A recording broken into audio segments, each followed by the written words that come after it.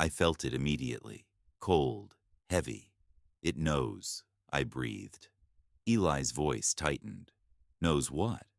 I didn't answer, because I didn't have the words yet, only the certainty. We weren't just prey anymore. The leader straightened, and then it screamed. The sound ripped through the warehouse, sharp and wrong, like something breaking where it shouldn't. Every single one of them reacted. Instantly.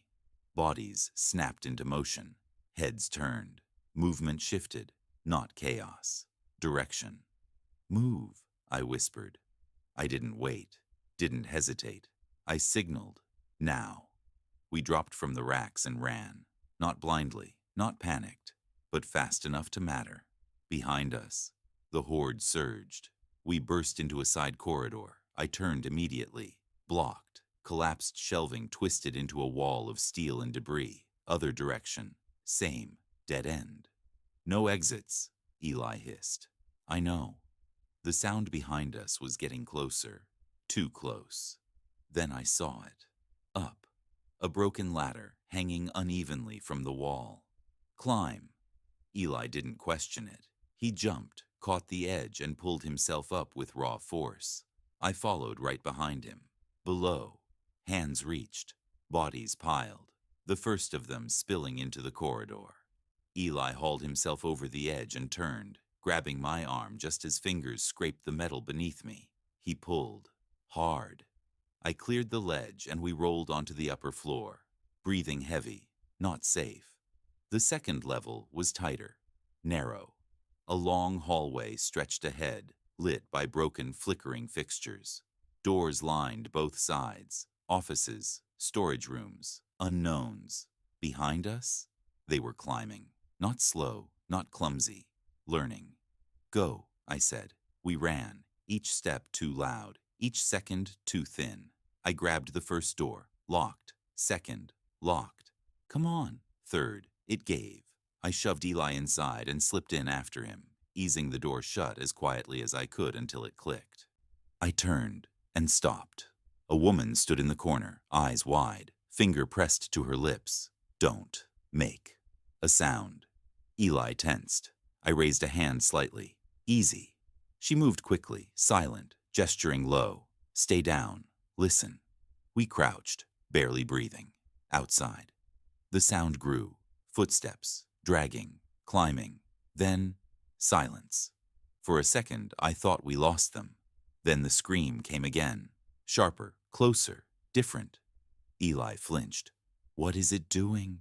He whispered. My jaw tightened. It's directing them. This wasn't random movement anymore. They were organizing, splitting, searching, sweeping. My mind moved ahead of it, mapping routes, predicting patterns. They're clearing the building, I said quietly. The woman's eyes widened. She understood. Time stretched. Slow, painfully slow.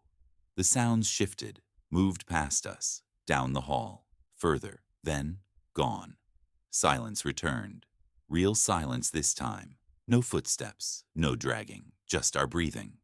The woman slowly lowered her hand. Eli exhaled first, then I did. Relief didn't come all at once, just fragments. They left, Eli whispered.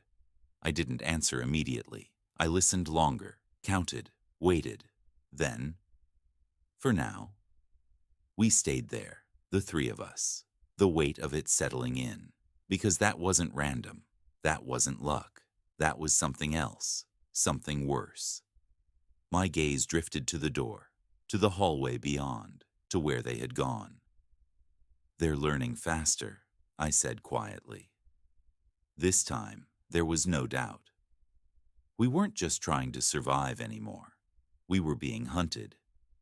For a long time, none of us moved. The silence after the horde passed didn't feel like safety. It felt heavy, like the building itself was holding its breath, and we were trapped inside it. Eli was the first to break. He slumped back against the wall, dragging a hand down his face. That was too close. His voice was low, strained, not just fear, understanding. This wasn't theory anymore. This was real. I didn't answer right away.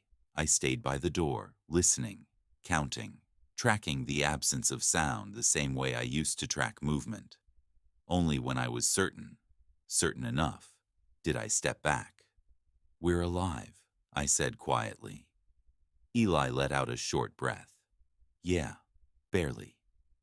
Across the room, the woman hadn't relaxed. She wasn't panicking, wasn't frozen, just watching, alert, like someone who'd been surviving alone for too long. I turned toward her, measured, calm. "What's your name?" She hesitated, not out of fear, out of habit. "Elizabeth," she said softly. "But Lizzie is fine." I nodded once. "Kai, that's Eli." Eli gave a small nod, still catching his breath. "How long have you been here?" I asked. Her gaze drifted slightly, like she was replaying it. "Since the beginning." Her voice stayed quiet, but steady. "I was working that day, downstairs, inventory shift." She gestured faintly toward the floor below. "One of the workers. He'd been sick, fever, headaches, acting strange." Her fingers tightened. "No one thought it was this." She exhaled slowly. "I was already up here when it started. Second level, offices." Her eyes darkened. "I saw him change." Eli leaned forward slightly. "Change how?" Lizzie swallowed. "Fast." "He collapsed, started shaking. People rushed him." A pause. Then, "He bit one of them." The room went still again. "I didn't wait," she continued. "I ran, locked myself up here." "You were alone?" I asked. She shook her head. "No, one other guy made it up." Her expression shifted. "Regret. We hid for a few days, rationed what we had, tried to understand what was happening." Eli frowned. "Then what?" Lizzie looked down. "He couldn't take it. He thought he could cross the roof, get to another building." She shook her head slowly. "I didn't go." Her voice dropped. "I watched from the window." I didn't interrupt, didn't need to. "He made it down," she said. "He actually made it." For a second, hope flickered, then died. One of them came out of nowhere. Eli's jaw tightened. "Damn!" Lizzie nodded faintly. "I stayed after that." She gestured around the room. "There's food, water. Backup generator still powers part of the building." Her eyes lifted to me again. It was safer than moving. I took it all in, then focused on what mattered. "The one downstairs," I said. "The leader." She stiffened slightly. "You've seen it?" "Yeah." I held her gaze. "Do you know why it's collecting people? Why it's not killing them?" She didn't answer immediately. Not because she didn't know, because she did. "I wish I didn't." Eli shifted uneasily. "What do you mean?" Lizzie looked between us, then spoke. "It doesn't just collect them." A pause. "It uses them." My expression hardened. "Explain." Her voice dropped. "I've watched it." Her eyes flicked toward the door, toward the warehouse below. "It brings people in, alive, sometimes barely conscious. It doesn't kill them." Eli's grip tightened again. "Then what?" Lizzie swallowed. "It bites them." The room went still. I didn't move. "And?" She shook her head slightly. "Then it waits." "For what?" "For them to change." Eli blinked. "Into zombies?" Her voice trembled, just slightly. "Not always." Silence pressed in. "I've seen it happen, again and again. Some turn like the others."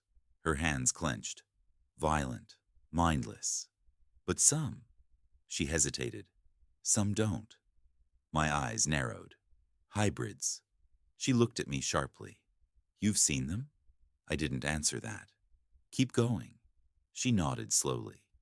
"They're different. They don't move like the others. They don't act like them either." Her voice dropped to a whisper.